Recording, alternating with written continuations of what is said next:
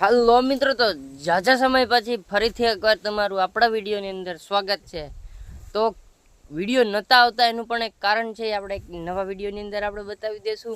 અને આજે છે ને ગાડી મસ્ત મજાની તૈયાર કરીને બરાબર, તો પાછલામાં હવા વહી ગઈ. જો પાછલામાં પંચર આળું પડી ગયું, ટ્યુબલેસ છે એટલે કંઈ દેખાતું નથી, પણ આમાંથી ક્યાંકથી હવા જાય છે.